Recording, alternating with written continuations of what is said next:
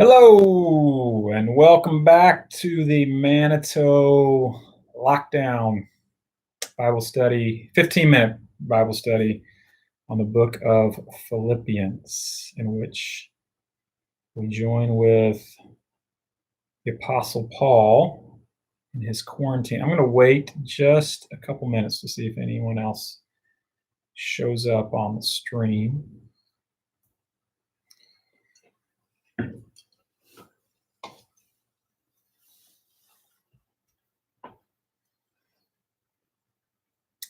Maybe I'm able to go back and edit this once it gets posted.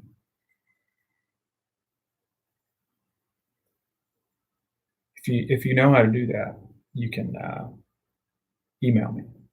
Put it in the text. Put it in the comments. That's what I mean. All right. Well, I'm going to go ahead, jump right in here. Yesterday we started with the first 11 verses in Philippians, and now we're going to go with the next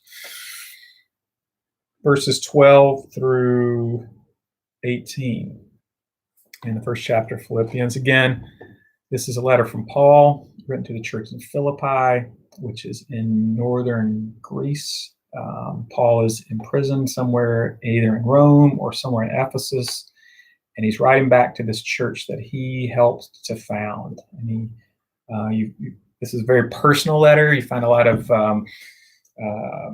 affection that Paul has for the folks of Philippi. And there's other things that come through as we read through it. So I'm going to read these verses through 2 times, and I want to invite you to listen for words that stick out to you. And then I'll ask, what do you notice and what do you wonder in relation to those words or phrases? So here we go. Listen now to the word of the Lord. I want you to know, beloved, that what has happened to me has actually helped to spread the gospel, so that it has become known throughout the whole imperial guard and to everyone else that my imprisonment is for Christ. And most of the brothers and sisters, having been made confident in the Lord by my imprisonment, dare to speak the word with greater boldness and without fear. Some proclaim Christ from envy and rivalry, but others from goodwill. These proclaim Christ out of love, knowing that I have been put here for the defense of the gospel. The others proclaim Christ out of selfish ambition, not sincerely, but intending to increase my suffering and my imprisonment. What does it matter? Just this, that Christ is proclaimed in every way, whether out of false motives or true, and in that I rejoice. Yes, I will continue to rejoice.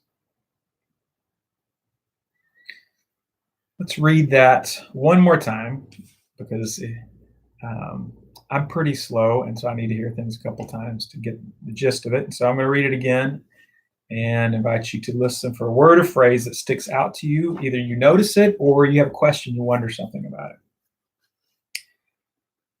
I want you to know, beloved, that what has happened to me has actually helped to spread the gospel, so that it has become known throughout the whole imperial guard and to everyone else that my imprisonment is for Christ. And most of the brothers and sisters, having been made confident in the Lord by my imprisonment, dare to speak the word with greater boldness and without fear. Some proclaim Christ from envy and rivalry, but others from goodwill. These proclaim Christ out of love, knowing that I have been put here for the defense of the gospel. The others proclaim Christ out of selfish ambition, not sincerely, but intending to increase my suffering in my imprisonment. What does it matter? Just this, that Christ is proclaimed in every way, whether out of false motives or true, and in that I rejoice. Yes, and I will continue to rejoice.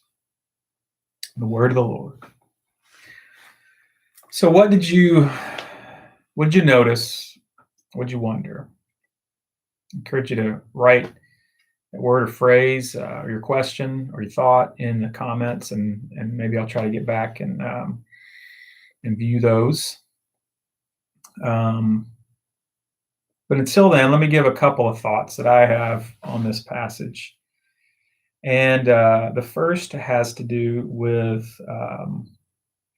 Paul talking about his imprisonment helping to spread the gospel.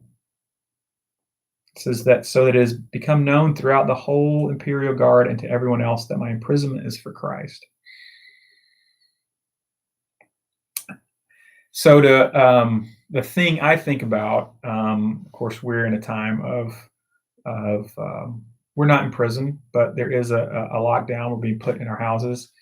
And though this is not directly or even really indirectly happening because of any connection we have with Christ, it did make me wonder, what are the ways that that Jesus is more likely to be made known in through this and through these challenging times. And so one of the things I've realized today, we had our food bank today, and we had 30 bags to give out, and we gave out all 30 bags. And as we gave those out, got into conversations with folks, and I ended up having more conversations at this food bank in which people were asking some questions about faith and God and heaven than I've had in a while. And so I'm realizing that this pandemic has led us to ask questions of meaning and existence. And I think we may just be at the beginning of that. So that's one way that this I see that this passage coming to life in our present day. The second thing that I notice here is that Paul starts to talk about people who are proclaiming Christ. And he says some do it out of goodwill, and others proclaim it out of selfish ambition. And you think he's about to go into this diatribe of pitting one group against the other, and you're ready for him to say, these are these dogs, these are bad folks, and these are the good folks. But then he says this. He goes, what does it matter? Just this, that Christ is proclaimed in every way, whether out of false motives or true. And in that I rejoice. So he's not that worried about it. He's moving into this space of a non-rivalrous stance, where he doesn't feel like he's in rivalry with other people who are proclaiming the gospel. It's the core piece is that he wants people to come to know Christ, not because it makes you a member of some special club, but because in coming to know Christ, there's freedom, there's hope, there's joy, there's life that comes through that. And so he's like, hey, however that happens, I'm happy with that.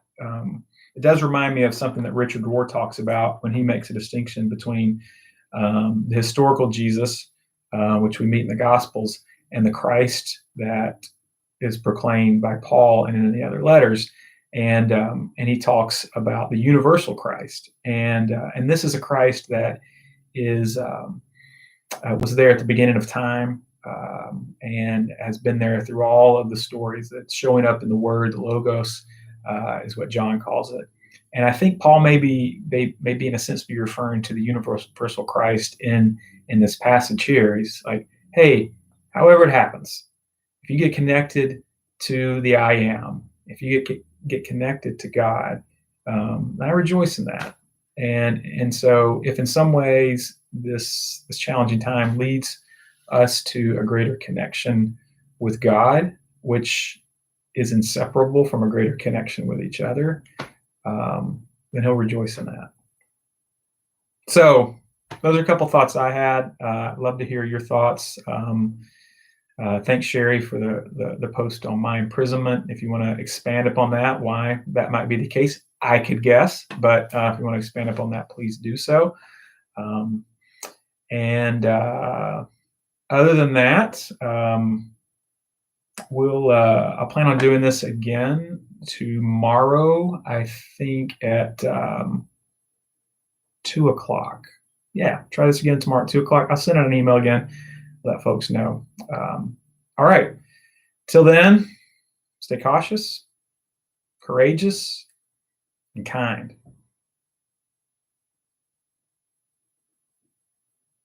And I was waiting for something else really insightful to come, but I don't have it. So, all right.